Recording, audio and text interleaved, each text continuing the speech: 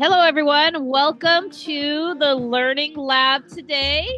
You will have today teacher Jay from Jay Teaches, and I am Nicole Antonio, the consulting specialist, but I'm also known as Teacher Cole. And today we are going to kick off our new podcast series. It's called the Learning Lab to Teach, Thrive, and Succeed. So you're going to be growing with us. This is a whole new endeavor for both of us. So you're going to learn from our mistakes, and we're going to learn from our mistakes too. We're going to have a lot of fun. So our podcast is mostly going to be geared towards parents, teachers, and business owners. So we're going to talk about the parent side of online education, the teacher side of online education, and the business aspect of online education, because a lot of teachers have gone solo. So we are just really excited to be here, and I am going to talk a little bit about what I bring to the table, and then Jay will introduce himself, and then we'll have a fun opening Halloween session of myth busting. Online education. All right, so I am a business owner. I own Antonio Coaching Services and Teacher Cole's English Corner, TCEC or ACS. So I am a former homeschooling parent, teacher, tutor, and consultant.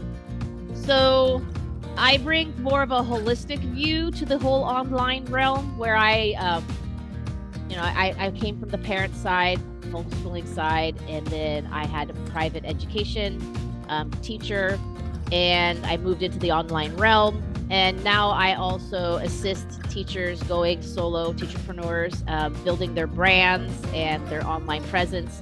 I also help online schools help with their branding as well. So I do more of a rounded experience in that aspect. But Teacher Jay brings a really interesting aspect into our podcast. Take it away. Hey everybody, I'm Teacher Jay. I started teaching about 10 years ago online. I have only taught online. My past experiences, I was in the military. I worked for defense contractors. I've been to about 40 countries. I've worked in about 9, including some of the worst countries you could imagine. I'm also a parent, and I own Jay Teaches, an online English teaching company. Yeah, that's it. That's okay. Like I said, everybody's going to be learning with us, right? Right. This definitely, we don't even know what we don't know yet, and we're going to figure it out as we go. Yeah, right. So we are co-hosts. So we both bring a little, we both work in the online teaching realm. And we both bring different aspects of not only our previous careers, but our approaches. And we understand the parent side, the teaching side, the business side.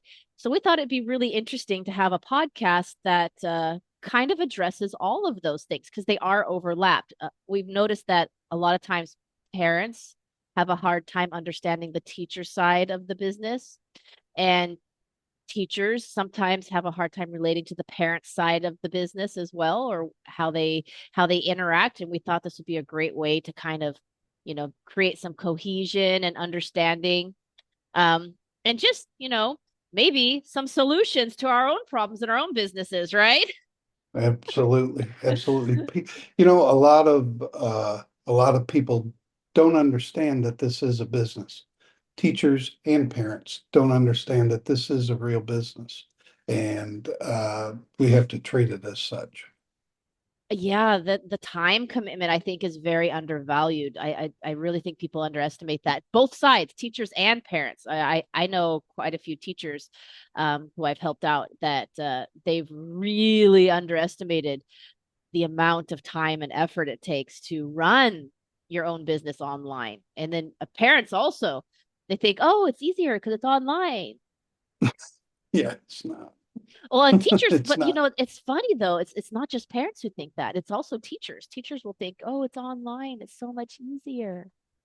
Yeah, and maybe it is because I've never taught in a classroom, but there's so many other challenges outside of just the teaching part. Um, See, I have taught. I mean, not in a classroom. I've always been mhm, a private teacher. So I actually right. owned a preschool. And then Uh-huh, I had a after school program. So for the older siblings of the preschool students, they would come after school. And so I would do like basically like after school tutoring, homework help, things like that. sure, sure. And when I homeschooled, we did co-op. And because I had the preschool and I taught after school students, I taught some of the classes for the homeschool co-op for parents. And I have teacher friends because I used to work in a school district, but not as a teacher. Um, Mhm. and yeah, the in person is a completely different animal than online, like night and day. Funny because when I decided to move online, I just decided that it was easier to go work for another company and just let them teach me the ropes while I'm being paid Right. instead to learn the ropes myself and not maybe make as much as I could. That's So yeah, that's kind of what happened with me is I learned, well, like I never taught live, um, but I learned a lot from teaching at all these. I worked at several different companies and I learned a lot during that time. It was really helpful. it was actually because they already had some of them, some more than others. I worked for a couple as well while I was getting going. I've always just been like an entrepreneur though. I always have liked to have my own business. So it was difficult for me actually to go back and work for somebody else just because I'm used to doing it my way. Um, having my inputs, you know. Uh, Mhm. but it was really nice though because they taught me all the ropes, and then it was much easier for me to transition into that realm. And once I felt like I was comfortable enough online again with teaching, I was like, sayonara. Yeah, I'm like a totally opposite experience because I came from the military and then I Ah, worked at defense contractors. I was used to a very structured environment. And I would say there's a lot less structure now with this than what I've experienced in the past. would be frustrating, especially if you're used to so because you know me, I do actually like my lists and a bit of structure. I like to have my outlines. I- I do, but for I've gotten a little me, bit away from that. uh, I would say that. I like it because I like having an idea. Do you know how many times I actually end up following the list though, or the outline? Right, But right. I like having the structure there to go back on in case, But anyways, yeah, it's been an interesting journey for both of us. See, now that was one of the things I had learned about you recently. I didn't know that you had worked in the weather field. Ah, yeah. When I was in the Air Force, I was a meteorologist for 10 years. I enjoyed it. When I left the military, I took a complete left turn and went into IT with several different defense contractors and then eventually moved into management, um, which I thoroughly enjoyed. I got kind of tired of the IT field because every 2 or 3 years you have to relearn everything. Yeah. See, that's what people don't realize about me. My first dipping my toes into college, I actually went to for computer science. Mhm, And I worked as a system administrator for a while. And yeah, that was my issue also with IT was um having to relearn everything. So my programming is really way out of date, right? So I mhm. can take care of my own systems and stuff, which is why I work so well online. But I learned very quickly as a system admin that I love the tech. Oh No, yeah, no yeah. doubt about it. I love my tech. I really get Me into it. too. I do not like fixing other people's mistakes. Yeah, Don't. I don't like fixing my family's computers. Yeah, no. I dread it I do because, too, because you spend hours looking for that one little thing that went wrong. well, they don't treat their systems like I do. I'm very meticulous and I don't have a lot of nonsense on my computer. Um, Yeah, and having to do the cleanup to get it to work right, right. Yeah, yeah, yeah. I right, get that. So yeah, that's where you and I had a lot of common ground was is that right. we understood that in the manager side. So yeah. We could. turn any conversation into an IT conversation. I know, right? That was a lot of fun. Um, well, that's another subject to bring up. Surprisingly, a lot of teachers have found switching to online daunting because Right. of the learning gap, because we are so used to having books and paper in the classroom. As much as they are trying to bring in the technology, it is still very heavily, paper based, book based, hands Right. on based, right? Which is great. Um, but that's one of the things I've noticed is a huge struggle. Parents also, some of the older generations, they've also struggled with assisting their students to go online. They're terrified of the technology, Mm-mm. terrified of it, or not Uh, really terrified, but maybe hesitant. yeah. I think. And then in my experience, a lot of the parents will rely on me to help them navigate their systems from the other side of the computer. Yeah, that's a problem because I've never seen the other side. I don't know what it looks like, you know. And Um, I think parents misunderstand that a lot. right, right, And right, it's frustrating because it's like, I want to help you. I really do. But I don't know what you're seeing on your computer. And right, I don't know your system. And I don't know what right. you've added to that system, Hmm. which people don't realize makes a difference. Right. Right. Yeah, so that's one of the myths is that your teacher is your IT technician Yeah, sometimes, to sometimes. repair your system. I do though, as a teacher, and with the knowledge I do have, I do make videos on how to use the software for my parents. Oh, you do. That's a Yeah, pretty good I idea. do. I have learned because there's a big difference from the view that you and I see as the host Right, than there is from the participant. right. And so what I'll do is sometimes what I'll do is I'll join as the host from my cell phone. And then From another device. yeah, Right. and or like my tablet, and then I'll join from my main computer as a participant, and I'll make a video from my side using like OBS or something. I had to go buy an iPad just so I could see, because a lot of students use iPads in class. I have a tablet, but it's not an iPad. I had to go buy one so that I would see what the students see, because I don't have any idea what it looks like on an iPad. Oh, that's funny because I also do cell phone videos Hmm. Hmm. of my cell phone screen. So I have videos on how to use the software on my laptop PC. Hmm. And then I have videos on how to use it on the cell phone as well. Yes, I've done this because it actually did make my life easier. And then I realized that like it's a 50-50 on who's using Android or PC and who's using, Apple and Right. iPhones. So what I did is I found a parent that was a bit tech savvy to make the videos for me on her screen. Hmm. Oh, And wow. yeah, and I have a brand ambassador. So that's one of my marketing strategies. I have a brand ambassador, and she's pretty tech savvy. So I ask her to do it for me, and yeah, she gets a hefty discount on her packages, anyways. But yeah, that's another thing you can do is you can ask the parents to show you their site if they happen to know it.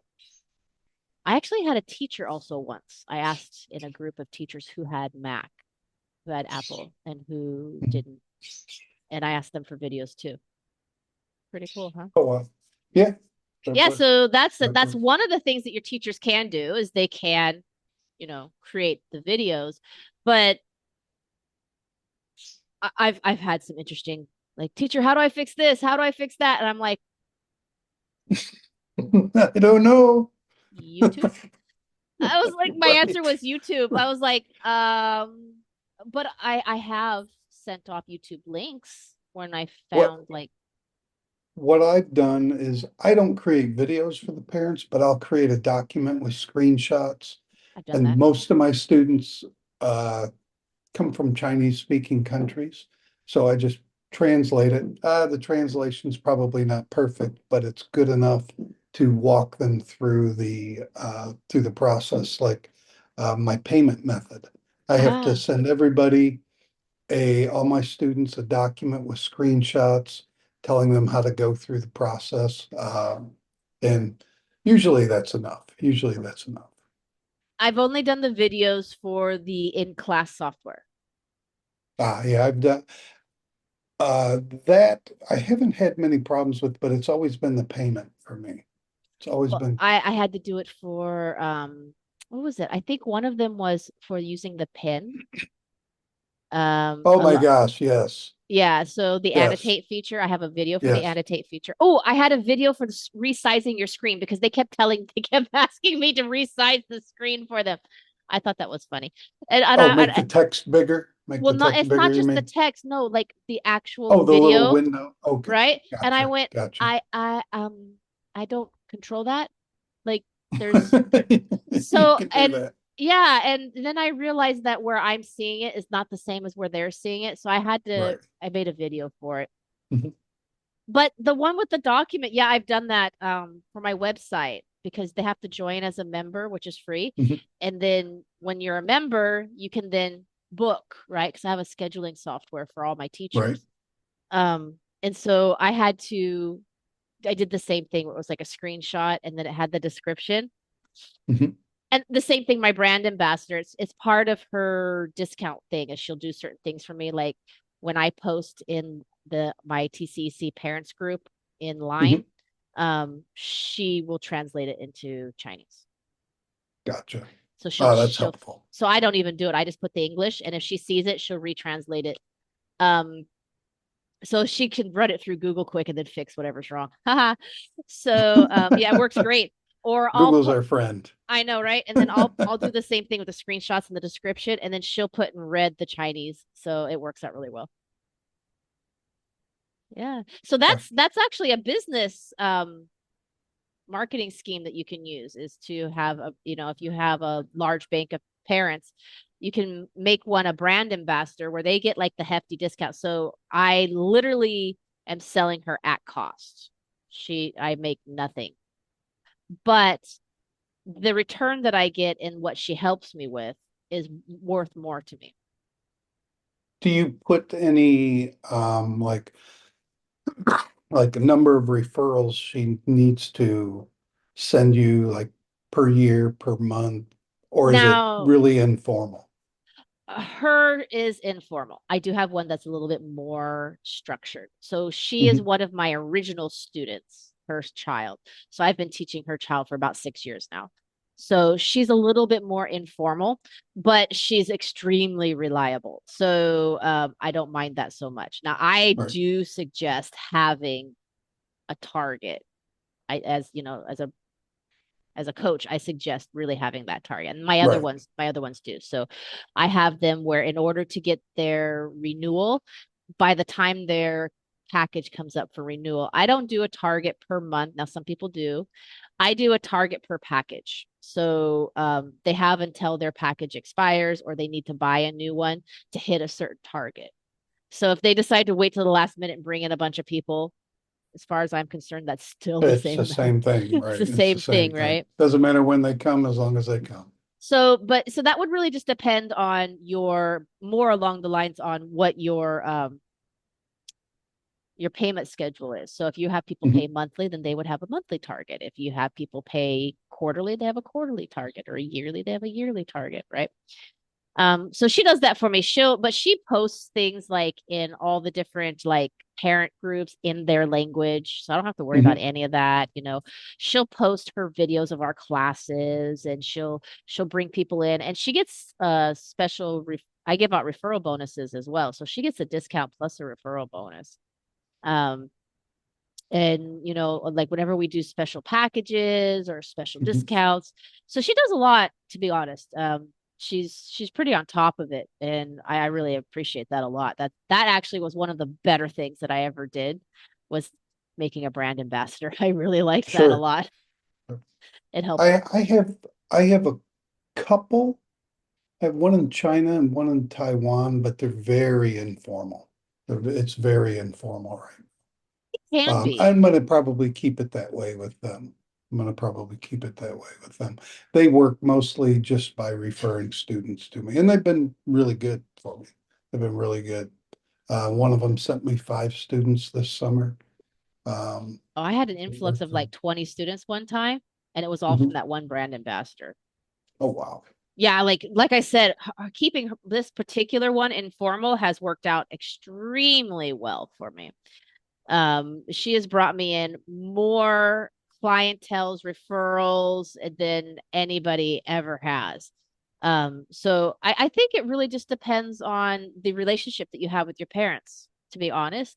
I think the better you Right. have a relationship with them, the more they're willing to do for you. Yeah. Yeah. That's, uh, that's one of my key things is I always make sure I have a strong relationship with the parents. And I want them to know that I'm on their team. I'm on their team. We're on the same team, actually. We're on the same team. Yeah, I funny enough, I don't know, maybe it's because my kids are grown up. Um, but that's one of the key things is I'm on their team. And it's funny because some of them have realized like I homeschooled or that my kids are grown. And so they'll ask me questions, which I never expected that as the teacher. They'll ask me like, teacher, how do you handle this like behavioral issue? Or, like this thing like in their class, well, not in their class, but like at home. I know, right? And I'm like, Right. I mean, I don't mind, but I undervalued how much my parents would value my actual parenting experience. Right. And I'm really cautious when I give that kind of advice out because my parenting style is probably a lot different than theirs. I preface Probably. that as well. Yeah, I do say that, okay, now remember my children are grown. And so, and I'm from another country. So, Mhm. a lot of there'll be cultural differences. And they actually tell me, no, no, it's okay. I just want to know. And I said, well, this is how I did it back then. And if I were to do it again now, because sometimes there's a difference, hindsight is 2020. Uh, if I were to Right. do it now, this is probably what I would do. Um, but you need to take into account, your cultural. But I really underestimated, really, that was one of the shocking things for me. I really underestimated how much some of the parents would value my own parenting experience. Yeah, and I've had the benefit. I have 2 older daughters, in their 20s, but I also now have a 9-year-old son. So I learned from all the everything, all Ah, how bad I messed up my 2 daughters. My my son gets the benefit of that. so he's gotten the benefit of you learning your lessons, is what you're saying? Right now if I say if you don't do this, you're going to lose your phone or your tablet for a week. Now I know I got to follow through. I got to follow through. Yeah.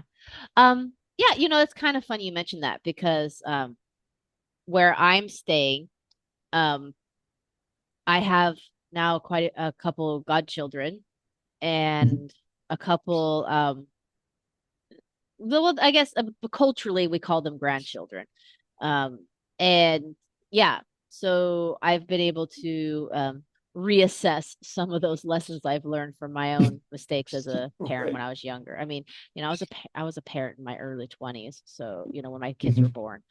I mean, I'm still a parent, obviously, but I don't have to be as heavily involved in the day-to-day life of my children now.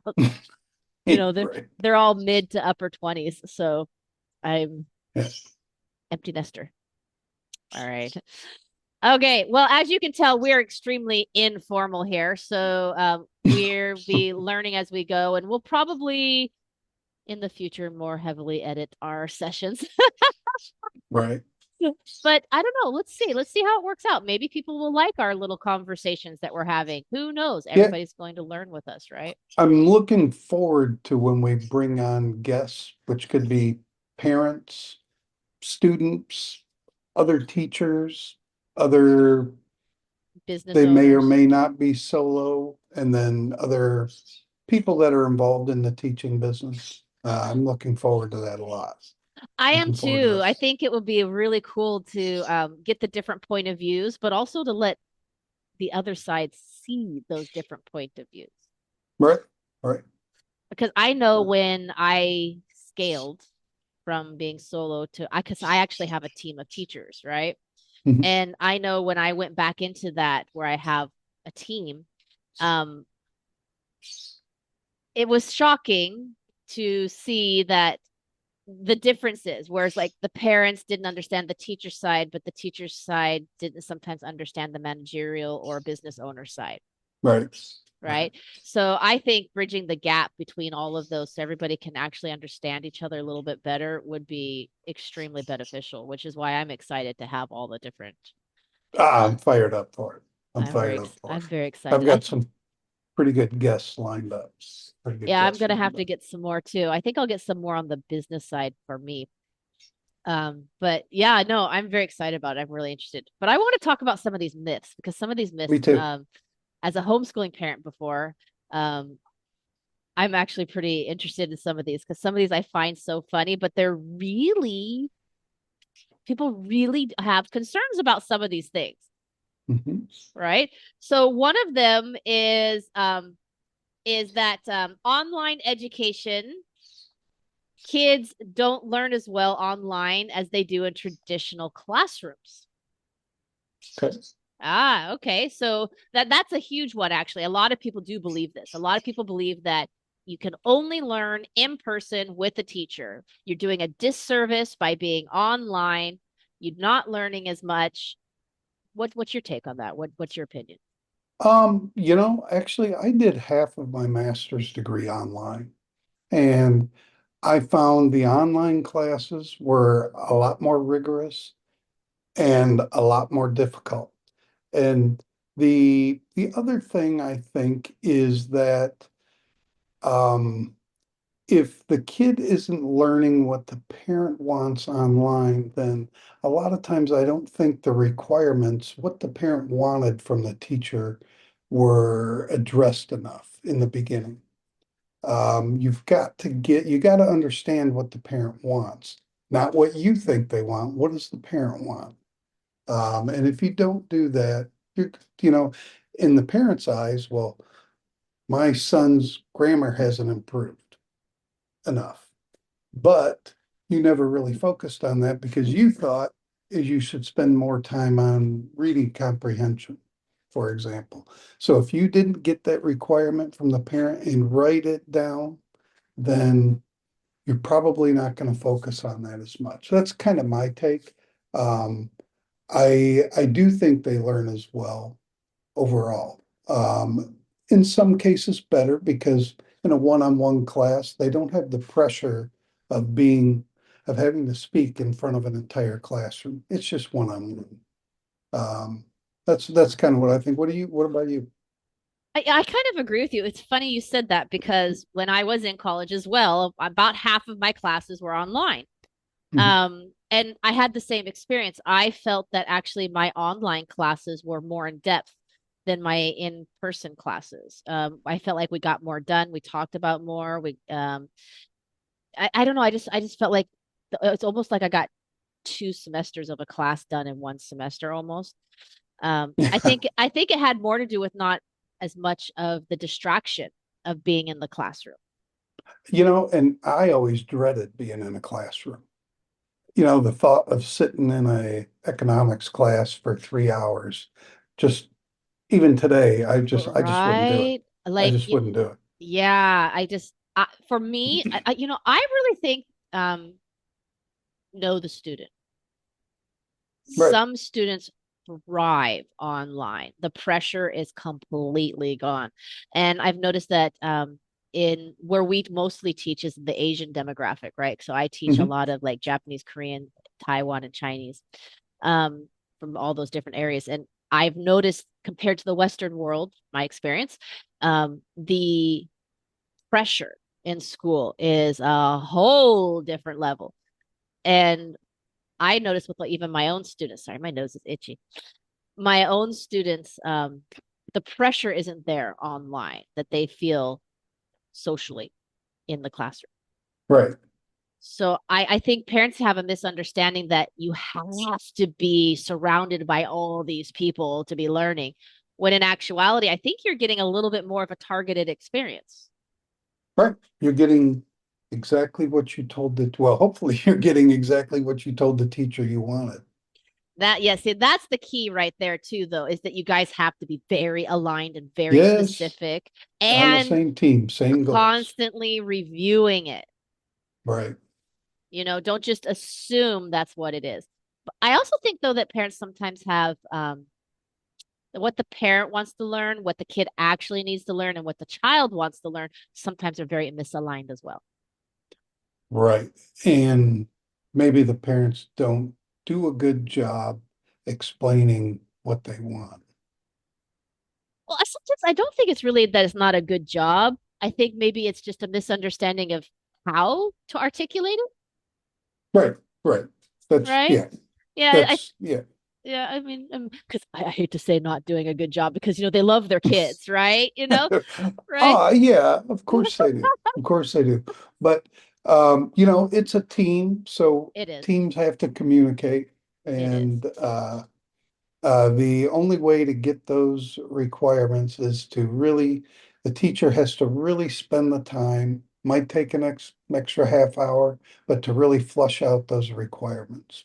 Um, I think that's even more important with adult students. You really have to Yeah. spend a lot of time on that. I just, in the beginning, when I used to teach adults, is very different than teaching children. Adults don't want to be taught from a textbook. So you have to, with a textbook, you can you can go through each unit in a textbook and everything's covered basically. There's a little bit of grammar, there's a little bit of vocabulary, there's some reading, there's some speaking. Adults don't want that. They want something very targeted. Yeah, it's a whole different experience with the adult realm. I think we could do an entire podcast on that, to be honest. It's a Yes. completely different business model. It's one of the things that with the coaching, because I have helped a couple of teachers, and it's one of the things that I've helped them with is the lack in having the process in place. So, for example, I have an entire onboarding for my parents Mhm. with a review system in place. And we have it all in writing what they want, where they're at now. We do an assessment and then we give them our goals and our plans and we make sure it's all aligned and we all agree on it before we even purchase a package. Right. Because a lot of times, what people misunderstand too, parents and teachers, is not every student is the right fit for your teaching company, Exactly. Yeah, for sure. For right? sure. And the only way you know that is by going through that process. And you're like, this is not going to be a good fit. I'm not the teacher for you. But I do recommend other teachers. I actually do that. Mhm. I have a bank of teachers that I'll recommend. I do that as well. There's I don't teach a lot of really, really, really young children, like 3 and 4 years old, but I know teachers that do. And I have one that works for me that she will teach that young. She will teach that young. I don't generally, I have a couple, but I'm not taking any more of those right now. I send those to either Jenny or other people I know. Really excel at that, but I don't take them on as much as I used to. I usually do about the mid level because I like to do a Yeah. lot of the debate classes and the discussion classes. I have a debate group right now. It's a lot of fun. I I love doing, I I kind of go for that like 6 to 11 year old range a lot where we can their speaking isn't perfect, but we can develop a conversation. I can ask them more in-depth questions and hear what their answers. Some of the answers are pretty funny.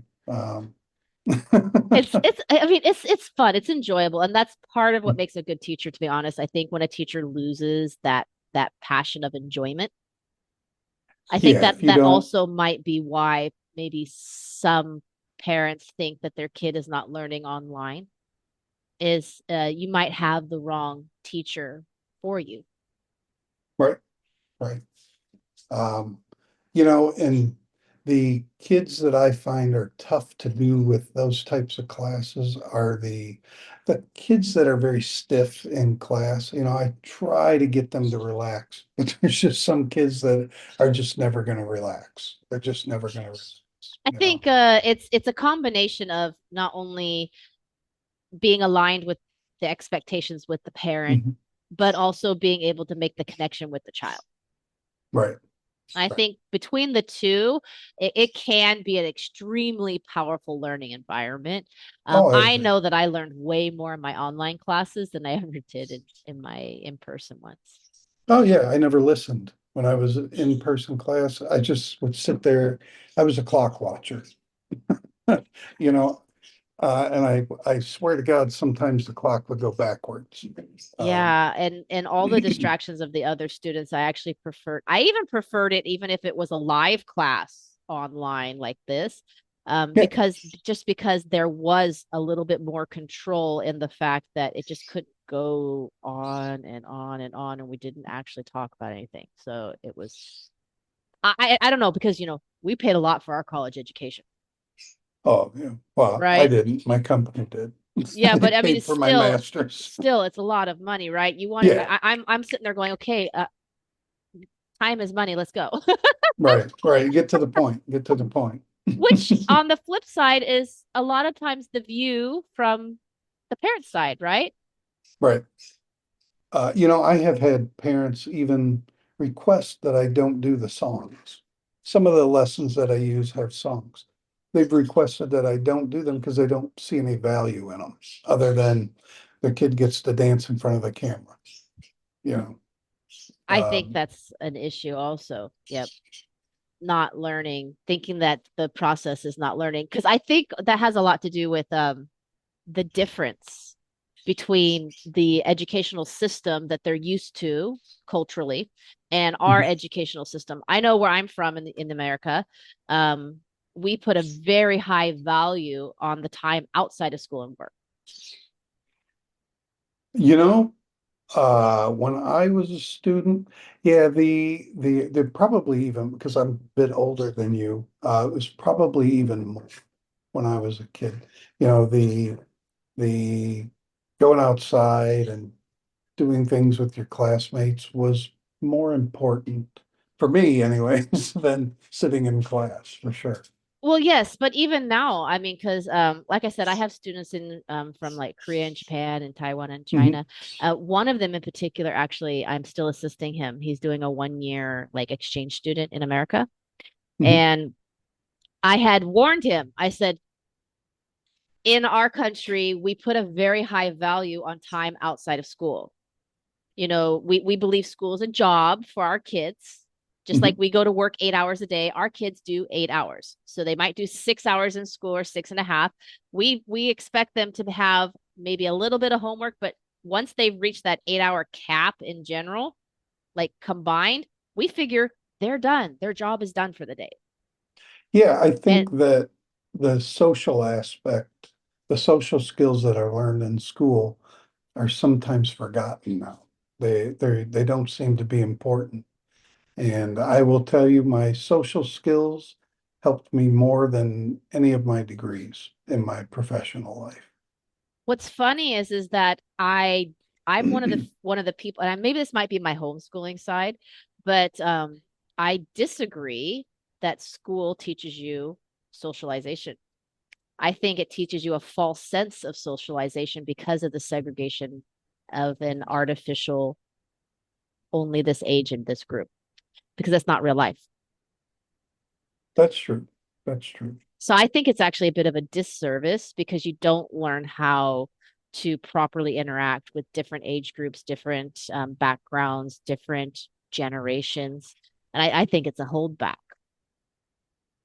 I think when you get to college level, like high school, college level, that's actually when people start to go, oh, well, at least in our culture, because you all I know when I went to college, I mean, I had people who were in their upper 50s in class coming back, Yeah. and you had Yeah. everybody from like fresh out of high school all the way through, Right. 18 years old to 55 years old, right? for sure. And you want to hear a funny story? This is a funny one. I've actually taught in college 3 classes Mhm. while I was a college student. Oh, wow. What classes did you teach? So I was in, I want to say business algebra. My business algebra class. So remember I told you I went to school, I went for the computer science, right? Mhm. So a lot of the professors were from the older generation, pre-tech, right? So all the tech was in the schools, and a lot of the new books came out with like the CDs with programs now that they had to use. Like they couldn't literally teach just from the Right, book anymore. They right. had to use the companion software, and nobody knew how to use the software except me because I was the only one turning in the assignments using the software. Right. And they were like, "You know how to use this?" And I'm like, "Well, yeah, it came with the book." I mean, like, that's There what. was a, And so gosh, I I had remember I had to teach like 3 different classes. I ended up teaching 3 different classes, 3 different softwares. I remember I had to learn in a statistics class. There's some statistics software. Yeah, It's still being used today, actually. that was one of the And classes. I shudder when I see that software anymore. It was a bear to learn. It was a bear. It was a Yeah, bear. it was definitely different. But it was a lot of fun too, though. Definitely a different demographic. So like the questions and the Mhm. respect, um, the purpose behind people being there and the way that they treated the class was a lot different. So deaf people were definitely more engaged than I was used to seeing. So it Did was you see Did you see students that were there because their parents said they had to go to college and they were just there putting in the time? And then the older students were usually, I always saw the older students were a lot more active yeah, because they really wanted to learn. They yeah. really wanted to learn. And they weren't afraid of asking questions. Right, right. Even the dumb questions. Yeah. Even the dumb questions, you know. This is funny because I know people don't like that word dumb, right? But I was always taught, and you probably heard the same thing, there's no dumb question. The only stupid question is the one you didn't ask. Exactly. And Exactly. I word it a little differently, but that's what I tell my students. I said, remember in Teacher Cole's class, there are no bad questions. The only bad question is the one you never asked me. Right, right. Because how are you going to learn if you don't ask the question? Because I guarantee you there is at least one other person thinking that and afraid to ask. You know, I talked to a parent one time and I said, I don't remember the student's name, but I said, why doesn't he ask me any questions? And she said, well, because he feels like he has to finish each unit in each class. And I said, no, no, no, I don't work that way. I don't, I don't work that way. If he has questions, that means he doesn't understand something and he's only picked up maybe 50% of the lesson. Well, if we do one lesson where he learns 50% of it and the next lesson where he learns 50% of it, well, 50% times 50% is 25%. That's how much he's actually learned in 2 classes, which isn't enough. So I don't mind slowing the class down. I don't care if we finish a unit or not. It's important that uh, at least while we're in class, you understand everything. Now, the next day, you might not remember everything, but that's where we give homework. But I only give it if the parent asks for it. If I do not just give everybody homework. The students are busy. I know that they have other priorities outside of my class. But yeah, I don't always give homework for that. Yeah, I do the same thing. We are very specific, so homework is an upgrade for us. And if the parents want homework, yes. But I always have believed that homework is not the time to learn new concepts. Homework is to reinforce what's already been taught in Exactly. class. And Exactly. There's nothing I new in the there's homework. nothing new, and it shouldn't be difficult. And that's a Right. misconception also. A lot of people think, oh, it should be so hard. It's so hard. I'm like, no, no, no, no, no. Homework is not intended to be hard. It's supposed to reinforce what you've already learned in class to solidify it in your brain. Now, when you give homework, how long does it usually take a student to complete? It depends on the scope of what the parent wants, but Mhm. on average, I usually think homework should take anywhere between 5 and 10 minutes to finish. Oh, good. That's where I'm at too. Very short. It's very I short. make, I am not your classroom teacher. We are after right. school tutoring. We are in addition to Yeah, that's what I was going to say. I consider this as support. a Yeah. supplement to what they learn. I actually like it when the parents let me know and let me see what they're doing in school so that I Mhm. can try to supplement that as best I can. Funny, I actually sent off a letter of request. Mhm. The student that's in America right now, I knew that he would struggle in his English class, and he actually is his world studies as well because of vocabulary.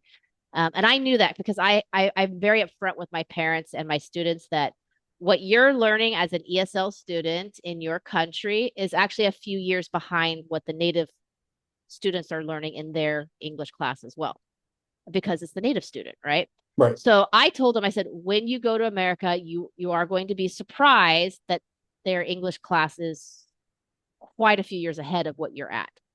But he's very fluent. He's very good. He's smart as a whip. Um, and so he came back to me. He's like, Teacher Cole. What? What? And his mom's But like, math, can you he's help? probably doing great in math, right? Uh, yes, except the story problems get him. Ah, I had a student one time, it was a new student. So, we asked questions like, oh, what's your favorite subject in school? And he tells me math. I said, oh, are you good at math? And he looked at me like I was absolutely crazy. And he looked at me and he said, well, I'm Chinese. Of course I'm good at math. Oh my goodness, he did not. I still love that quote. I still love That's that story. hilarious. Well, I mean, he just was, I mean, he's natural he's actually pretty good at math because he Mhm. likes to do like computer stuff. So he's kind of on the IT side. He really likes that kind of stuff. So he tends to lean that way. But for him it was I have taught them before, but um I've noticed a lot of my students, the way that they take testing is very different. It's very much memorize parrot, memorize parrot, memorize parrot. Right. And now the American school system has kind of moved in that direction, but we still the handwritten tests, they're still designed where it's not really the answer that's important. It's understanding how to critically analyze a How did you get question. there? How did you Yeah. get there? How to Right. analyze the question itself. The question itself is the main part of the test plus the Mhm. answer. And so he really underestimated that when I explained it to him.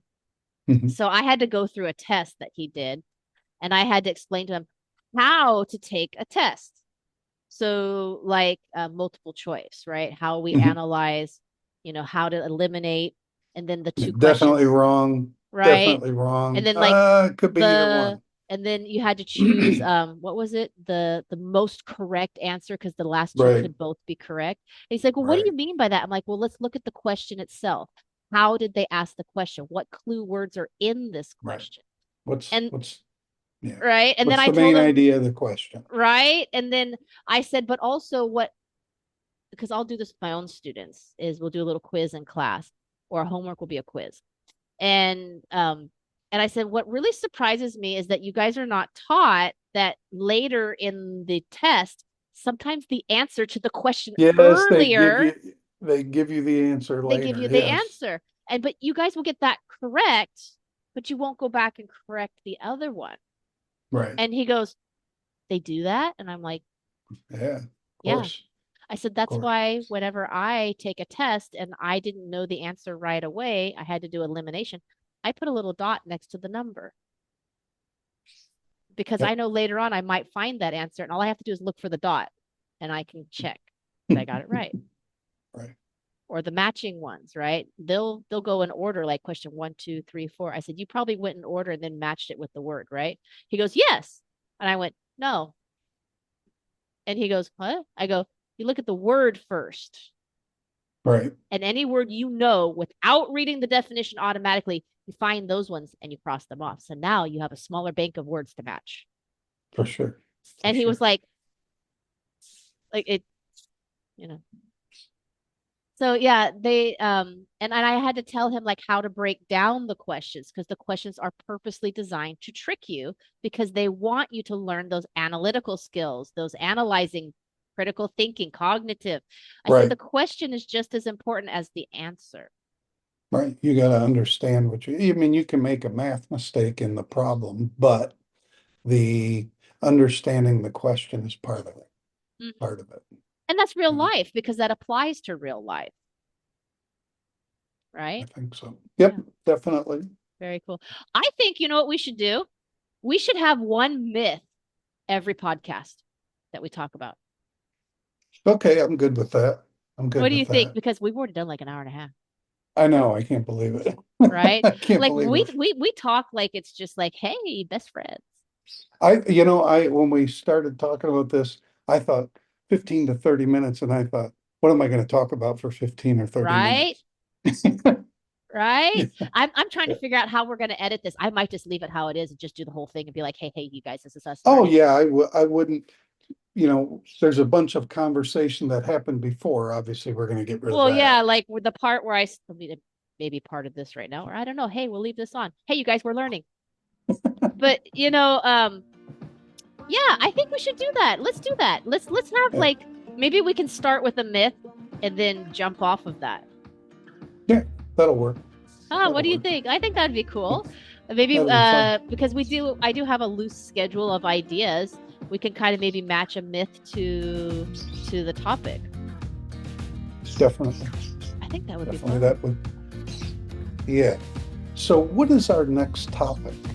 Oh yeah, I got to bring that up. It's right here. So I have content schedule. Haha. Navigating online learning at home. So this Yep. looks like it's going to be a parent and student focused podcast next. Yeah, That will be November I fun. have a parent month, and then December I have a teacher month, and then January is the business month. Okay. That's what I have. You have that one. I gave you that one, right? Yeah, I got it. I got it right here. Okay. Anyone with the link? There we go. I'm gonna give you the link Um, also, just in case you want to save these links. And if I ever update, I'll just tell you. the we'll probably have a battle over which parent we want to bring in next episode. So I'm ready. Well, if you want to go first, that's fine. So we have navigating online learning at home, supporting children's learning styles, and preparing for holiday breaks without losing momentum. Well, everyone, I hope you enjoyed our podcast today. We are learning, like we had said earlier, and part of that learning experience is we completely forgot to say goodbye. So go ahead and join us next week where myself and teacher Jay, we are going to be focusing on helping parents balance online and offline learning. So you're not going to want to miss that. We're going to work on securing some of our guest speakers that will come on and talk about various topics and join our little, you know, coffee chat. I like my coffee, so, you might do your tea time. I do my coffee. And we are excited to have you along on this adventure and journey with us as we learn the ropes of podcasting and we try to bring together the different aspects of online teaching, from the parents' views to the teachers' views to the business side, so we can kind of bridge that gap and have everybody in a more of a cohesive, supportive environment where we can help reduce those struggles between those three groups. All right, you guys. Well, I'll see you next week. Bye for now.